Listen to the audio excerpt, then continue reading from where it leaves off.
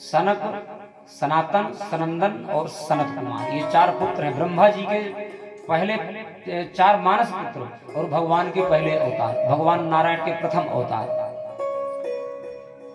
ये दिखने में 5 वर्ष के ही दिखते हैं, लेकिन ये आयु में भगवान शिव से भी बड़े हैं। शिव से भी पहले इनका अवतार हुआ। कथा आगे आएगी, सुनने को मिलेगा आपको। ये चारों भगवान के भजन में लीन रहते हैं। 4 में से एक कथा कहता है, 3 सुनते हैं, और जब एक थक जाता है तो दूसरा कहने लगता है, फिर 3 सुनते हैं। जब उनमें से एक थक जाता है तो फिर एक कहता है, उनमें से 3 सुनते हैं। यानी इन चारों में से एक कथा कहता है और 3 सुनते हैं। इनका यही काम है और कोई काम ही नहीं है। और जहां भी जाते हैं बेधड़क जाते हैं। देवताओं के लोक में जाते हैं तो देवताओं के लोक में भी इनको कोई दरबार रोक नहीं सकता। भगवान विष्णु के यहाँ जाते हैं तो भगवान विष्णु की दरबार इनको रोक नहीं सकते हैं। शिव जी के यहाँ जाते हैं तो भी शिव जी के गण इनको रोक नहीं सकते हैं, बेधड़क जाते हैं। एक बार भगवान विष्णु जी के गणों ने रोक दिया तो श्राप दे दिया कि जाओ राक्षस हो जाओ। तो 3 जन्म में राक्षस बनना पड़ा, इतने तपस्वी है। यह तीनों आपस में बैठ करके सत्संग कर रहे थे। नारद जी वहां से दौड़ते हुए से जा रहे थे और बड़े चिंतित थे। इन्होंने नारद जी को देखा कि अरे ये तो देवर्षि नारद हैं, ये इतनी चिंता में क्यों है? तो कथम ब्रह्मं धीरमुखः कुतश्चिन्तातुरो भवान् त्वरितं गम्यते कुत्र कुतश्चागमनं तव। वह ऋषि कहते हैं नारद जी से, आप तो स्वयं आनंद मूर्ति श्री कृष्ण के परम उपासक हैं, फिर आपके मुखारबिंद में चिंता कैसी? कथम ब्रह्मंदेन मुखा कुतश्चिन्तातुरो भवान्, कहां से आए हो, कहां जा रहे हो? त्वरितं गम्यते कुत्र कुतश्चागमनं तव। तो नारद जी उनको जवाब देते हैं। नारद जी कहते हैं, आहा, आप लोगों के दर्शन हो गए तो मेरा आधा कष्ट तो आपको देखने से ही चला गया। आपके दर्शन मात्र से मेरे आधे कष्ट दूर हो गए। अब बाकी बचे हुए हैं उनको भी दूर कर दीजिए। नारद जी अपने मन की व्यथा बता रहे हैं सनकादिक ऋषियों को, ध्यान से सुनिएगा। कि अहम तो पृथिवीं यातो ज्ञात्वा सर्वोत्तमामिति पुष्करं च प्रयागं च काशीं गोदावरीं तथा हरिक्षेत्रं कुरुक्षेत्रं श्रीरंगं सेतुबन्धनम् एवमादिषु तीर्थेषु भ्रममाण इतस्ततः। नारद जी कहते हैं, मैं अभी धरती लोक का भ्रमण करके आ रहा हूं।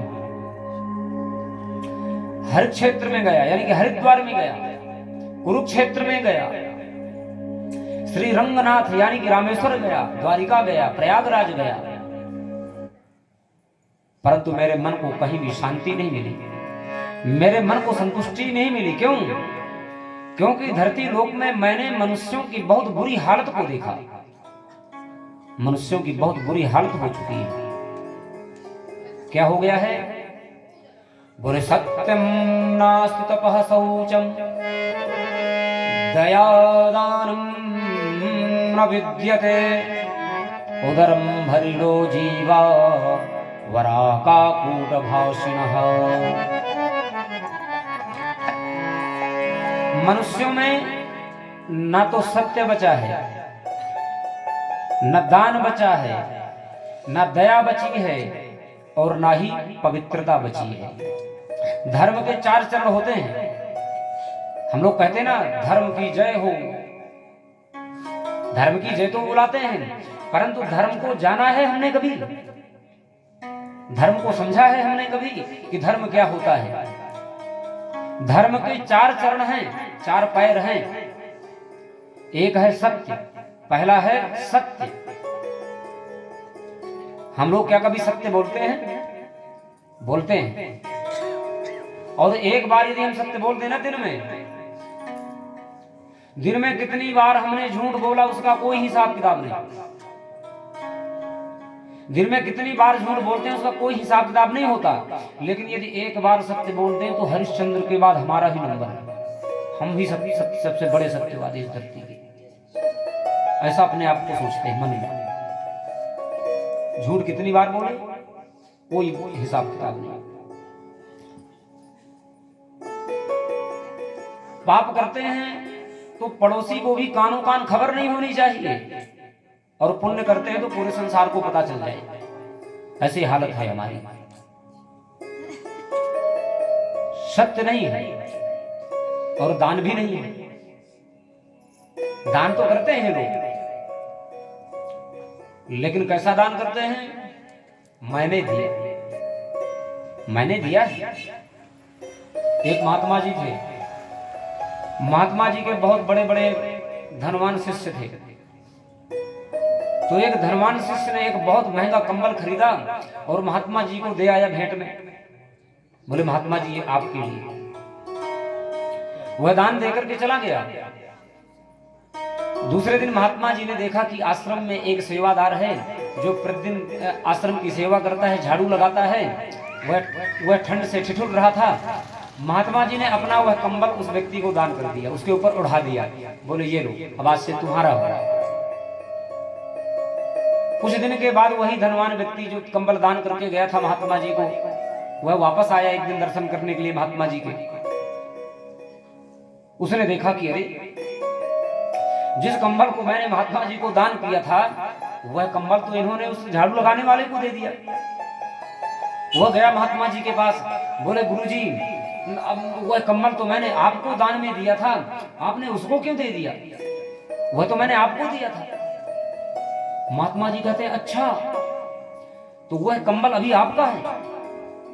मतलब तुमने मुझे दान कर दिया, वह मेरा हो गया, मैं उसको किसी को दूं, लेकिन अभी भी उसमें तुम्हारा अधिकार है, तुम उसमें अपना अधिकार समझते हो। मतलब वो कंबल अभी भी तुम्हारा है मेरे दान करने के बाद भी। ऐसा करो, मैं उसको बुलाता हूं, उससे कंबल लेकर के तुम्हें दे देता हूं, क्योंकि अभी तक वो तुम्हारा है। तो दान भी लोग करते हैं तो ऐसे ही करते हैं। दान करो तो दाहिने हाथ से दान करो तो बाएं हाथ को पता न चले। और दान करके कभी अहंकार मत करो, दान करके कभी पश्चाताप मत करो। दान कैसे करना चाहिए कल कथा आएगी, भीष्म पितामह उपदेश करेंगे दान धर्म का। तो दान भी नहीं करते लोग, दान करते हैं तो अहंकार से भर जाते हैं और दया भी नहीं है। लोग कहते हैं भैया हम तो बड़े दयालु हैं, कुछ लोग कहते हैं, और बातें करते करते कभी कभी तो रोने भी लगते हैं। और ऐसे भयंकर दयालु होते हैं कि अगर मौका मिल जाए ना तो मुर्गे की मुंडी मरोड़ के खा जाते हैं, और बाद में लोगों के सामने दयावान बनेंगे, बहुत बड़े दयालु हैं। ऐसे लोग दयालु नहीं होते। वो भले ही किसी के सामने आंसू बहा दे थोड़े से, लेकिन ऐसे लोगों को दयालु मत समझना, तो जुइयों को मार के काट के खा जाते हैं। दया नहीं है लोगों के अंदर। दया केवल कब है? जब अपने ऊपर समस्या आ जाए, या किसी अपने आदमी के ऊपर समस्या आ जाए, अपने पुत्रों पर कोई समस्या आ जाए, अपने रिश्तेदार पर कोई समस्या आ जाए। आजकल तो रिश्तेदारों पर भी दया नहीं करते लोग, दया नहीं लोग, और ना ही पवित्रता है। लोग पवित्र नहीं रहते। प्रत्येक व्यक्ति को पवित्र रहना चाहिए। अगर कोई चाहता है कि हम भगवान का भजन करें, पूजन करें, भगवान की कृपा हमें प्राप्त हो जाए या भगवान मिल जाए, तो उसे पवित्र रहना चाहिए। पवित्रता का मतलब क्या है? पवित्रता का मतलब साफ सफाई नहीं है। साफ सफाई तो जरूरी है, स्वच्छता जरूरी है, लेकिन पवित्रता क्या है पहले हमें समझ लेना चाहिए।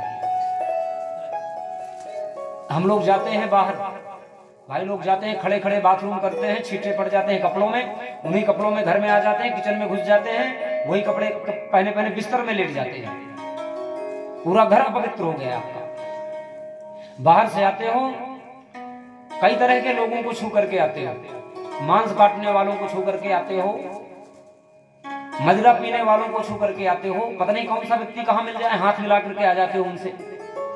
और फिर घर में आकर के उन्हीं वस्त्रों में ना तो हाथ धोया ना पैर धोए न स्नान किया, वैसे ही जाकर के बिस्तर में लेट गए, अपनी पत्नी के साथ लेट गए, सारा घर अपवित्र हो गया। ऐसी जगह भगवान कभी नहीं आते, चाहे कितना कीर्तन कर लो, भजन कर लो, ढोलक तोड़ डालो, भगवान नहीं आएंगे। इसलिए पवित्रता का ध्यान रखें। मलमूत्र त्याग करने जाते हैं, वस्त्र चेंज कर दीजिए। अपने बिस्तर पे भी जाते हो तो पवित्र होकर के जाओ, और बिस्तर में पड़े हुए भी भजन करो। जब रात्रि को हम लोग सोते हैं, बिस्तर में जाते हैं, तो सबसे पहले भगवान का स्मरण करना चाहिए। सोते समय भगवान से बातें करना चाहिए, वार्तालाप करना चाहिए, और स्वयं से भी बातें करना चाहिए कि हमने आज अच्छा काम क्या किया और बुरा काम क्या किया। तो भगवान का चिंतन बिस्तर में भी होना चाहिए, यही भक्ति है। तो न सत्य है, न दान है, न दया है, न पवित्रता है लोगों में, और अनेक प्रकार के दुखों से दुखी हो रहे हैं। जब से नई नई बहू घर में आई है, तब से नई बहू की ही घर में चलती है, बुजुर्गों की चलती ही नहीं है। अब देखो, बहुएं नाराज ना हो, क्योंकि हम बहुओं के खिलाफ नहीं है, हम सच्चाई बता रहे हैं। यहां बैठ करके हम केवल सच्चाई कहेंगे। अब किसी को बुरा लगे, अच्छा लगे, अपने जीवन में उतारना है नहीं उतारना है वो आपकी मर्जी है, लेकिन यहां बैठ करके मैं सत्य ही बोलूंगा। जो बुजुर्ग लोग होते हैं ना, बुजुर्ग लोगों के पास जीवन का अनुभव होता है, पढ़ाई लिखाई से वह बहुत बड़ा है। आजकल के लोग बहुत पढ़ लिख गए हैं, बहू बहुत पढ़ी लिखी आ गई, बुजुर्गों की बात को मानते नहीं। बड़े बुजुर्ग लोग कहते हैं ऐसा मत करो बेटा, गलत हो जाएगा। वो कहते हैं अरे चलो, तुम लोग पुराने लोग हो, पुराने ख्याल के लोग हो, हम लोग आजकल के पढ़े लिखे लोग हैं, लेकिन समझ लेना पहले बुजुर्गों के पास तो जीवन का अनुभव होता है, वह हम लोगों के पास, नई पीढ़ी के पास नहीं है। एक बार किसी व्यक्ति का विवाह हो रहा था, किसी गांव में बारात जा रही थी, तो लड़की वालों ने एक शर्त रख दी। क्या शर्त रखी? बोले बारात में कोई भी बुजुर्ग नहीं आएगा, सारे नए नए लड़के आएंगे, युवा आएंगे, तभी हम कन्यादान करेंगे, नहीं तो कन्यादान नहीं करेंगे अगर कोई बुजुर्ग आ गया बारात में। लड़कों ने कहा कोई बात नहीं, अरे हम लोग युवा लोग हैं, वहां क्या जरूरत है बुजुर्गों की, हम जाएंगे और विवाह करके यूं गए और यूं आए, कोई बात नहीं, हम जाते हैं। अब सारे युवा लोग बारात लेकर के तैयार हो गए, तभी लड़के का नाना बीच में आ गया। नाना जी कहते हैं अरे भैया मैं भी बारात में चलूंगा। लड़कों ने कहा अरे नाना जी वहां बुजुर्गों की जरूरत नहीं है, उन्होंने मना किया है लड़की वालों ने। नाना जी कहते हैं ना ना, मेरा नाम है नाना, मैं नाना हूं, मुझे चलना ही है, कैसे भी ले चलो।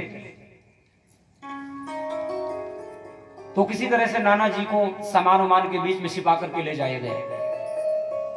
लेकिन जैसे ही वहां बारात पहुंची तो लड़की वालों ने दूसरी शर्त रख दी। बोले हमारे गांव के बगल में एक नदी बह रही है, इस नदी में दूध की धारा बहा दो, अगर दूध की धारा बहा दोगे तो हम कन्यादान करेंगे, नहीं अगर बहा सकते हो तो हम कन्यादान नहीं करेंगे। अब लड़के तो परेशान हो गए, युवा लोग कहते हैं ऐसा कैसे हो सकता है, दूध की धारा नदी में कैसे बहाई जा सकती है। आपस में चर्चा चल ही रही थी कि नाना जी के कानों में कुछ बातें पड़ी। नाना जी ने अपना मुंह बाहर निकाला, बोले क्या हुआ? एक ने कहा नाना जी छिपके रहो, अंदर छिपे रहो, एक तो वैसे भी समस्या खड़ी है, बाहर तुम निकल आए तो समस्या और खड़ी कर दोगे तुम। नाना जी कहते हैं समस्या तो बताओ क्या है। किसी ने कहा अगर बता देंगे तो क्या करोगे? बोले शायद मैं समस्या का समाधान कर सकूं। तो एक ने बताया कि लड़की वाले ऐसा कह रहे हैं कि दूध की धारा बहाओ नदी में, तब कन्यादान करेंगे, नहीं तो कन्यादान नहीं करेंगे। नाना जी ने कहा बस इतनी सी बात? अरे इतनी छोटी छोटी बातों में कभी बारात लौटती है? जाकर के उनको कह दो कि हमने दूध की व्यवस्था कर ली है, दूध की व्यवस्था हमने कर ली है, तुम पहले नदी का पानी खाली करवा दो, उसके बाद हम दूध की धारा बहा देंगे। प्यार से बोलिए जय श्री कृष्ण। अब नदी का पानी खाली करवाओ तो दूध हमारे पास रखा है, नाना जी ने कह दिया। तो बुजुर्गों के पास जीवन का अनुभव होता है। एक घर में बहुत पढ़ी लिखी बहू आ गई। अब श्रीमान जी नौकरी करते थे। अब जो पढ़ी लिखी बहू थी उसको घर के काम करने में थोड़ी शर्म आती थी। बर्तन धोने में, झाड़ू लगाने में, पोछा लगाने में उसको बड़ी शर्म आई। इतना पढ़ी लिखी हूं मैं और मैं ये सब काम क्यों करूं। सासू माँ अगर कुछ कहती तो उल्टे उनको समझाती क्योंकि पढ़ी लिखी ज्यादा थी। तो सासू माँ सोचती कि कौन इससे बहस करे, तो खुद ही सासू माँ लगी रहती काम में, साफ सफाई में। एक दिन श्रीमान जी की छुट्टी थी, कुर्सी में बैठे हुए थे, साथ में पत्नी भी बैठी हुई थी कुर्सी में। आंगन गंदा पड़ा था, आंगन में गंदगी थी। तो सासू माँ ने सोचा ये तो झाड़ू लगाती नहीं है, आज मेरा बेटा भी बैठा है तो मैं बेटे के सामने झाड़ू लगाऊंगी तो बेटे को जरूर शर्म आएगी, बेटा जरूर इसको कहेगा कि तू झाड़ू लगा। अब जो है माँ झाड़ू लगाने लगी। बेटे ने सोचा अरे मेरी माँ झाड़ू लगा रही है और ये कुर्सी पे बैठी हुई है। अब बेटा भी डरता था कि अगर इसको कुछ कहूंगा तो ये मुझे उल्टा समझाएगा, इसलिए वह भी उसने सोचा कि मैं कुछ दूसरा रास्ता अपनाता हूं। बेटे ने सोचा कि माँ के हाथ से झाड़ू लेकर के मैं स्वयं झाड़ू लगाऊंगा तो इसको जरूर शर्म आएगी, जरूर कहेगी कि लाओ कि मैं लगा देती हूँ। तो बेटा गया अपनी माँ के पास। बेटा कहता है माँ तुम झाड़ू मुझे दे दो, मैं झाड़ू लगाता हूँ, तुम बैठो। माँ कहती है नहीं बेटा ये तो मेरा रोज का काम है, कोई बात नहीं मैं लगा लेती हूँ। बेटे ने कहा नहीं माँ आज झाड़ू मैं लगाऊंगा। माँ कहती नहीं बेटा झाड़ू मैं लगाऊंगा। अब दोनों आपस में मैं लगाऊंगा, मैं लगाऊंगी, मैं लगाऊंगा। तो पास में बहू बैठी हुई थी। बहू ने कहा रे क्या कर रहे हो आप लोग, एक दिन तुम लगा लिया करो, एक दिन तुम लगा लिया करो, आपस में झगड़ा काहे को करते हो जी। ये आप लोगों के झगड़े से मेरा सिर दर्द करने लगता है, टेंशन में हो जाती है। तो ऐसी तो बहुएं आ गई हैं आजकल।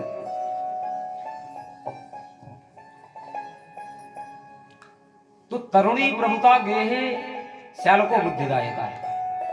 घर में जब से नई बहू आई है तब से नई बहू की ही चलती है, बुजुर्गों की नहीं चलती है। किसी ने कहा पंडित जी बहुओं के खिलाफ है लगता है, तो हम बहुओं के खिलाफ नहीं है। हमारा मतलब यह है कि बहू की चलनी ही चाहिए, लेकिन पहले बड़े बुजुर्गों की सलाह भी लेनी जरूरी है। अगर जीवन सुखी व्यतीत करना है तो अपने बड़े बुजुर्गों से सलाह लेकर के ही कोई काम करें, बड़ा काम करें। नारद जी ने पूरी हालत देखी जब, तो अपने मन की बात उनको बता रहे हैं और कहते हैं मैं धरती लोक में यह देख करके आ रहा हूं। और पूरी धरती में घूमने के बाद जब मैं वृंदावन में गया तो वृंदावन में देखा, एक आश्चर्यचकित करने वाले दृश्य को देखा। एक सुंदर युवती स्त्री बैठी हुई है, जैसे वो स्त्रियों में श्रेष्ठ हो, रानी के जैसे दिखाई देती है। और उसके अगल बगल और बहुत सी स्त्रियां बैठी हुई हैं और उसकी सेवा कर रही है। कोई पंखा चल रही है, कोई चरण दबा रही है, अलग अलग तरीके से उनकी सेवा कर रही है उस स्त्री की।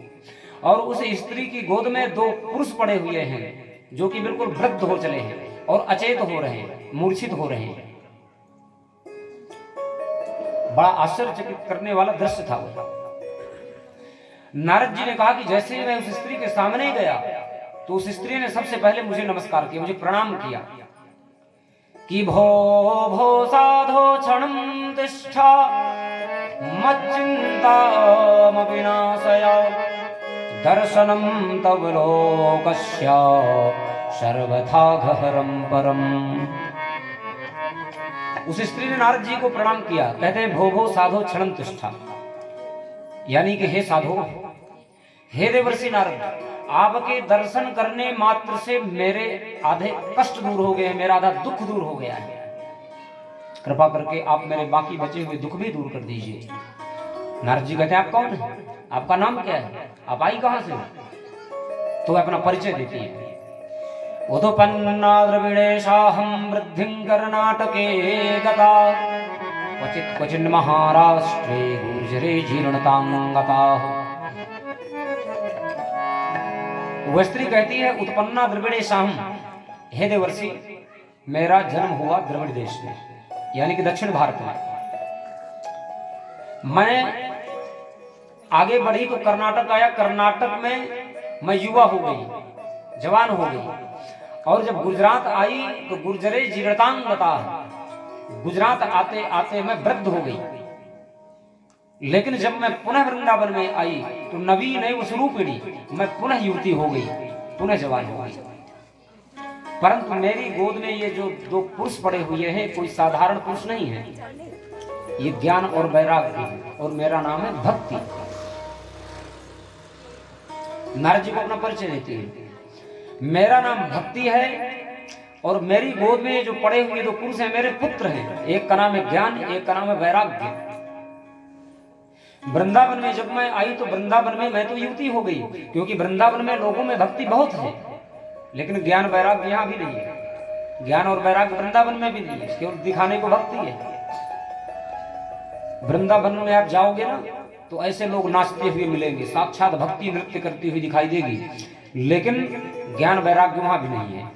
इसलिए वृंदावन में भक्ति देवी तो युवा हो गई और ज्ञान और वैराग्य अभी भी वृद्ध है, मूर्छित है।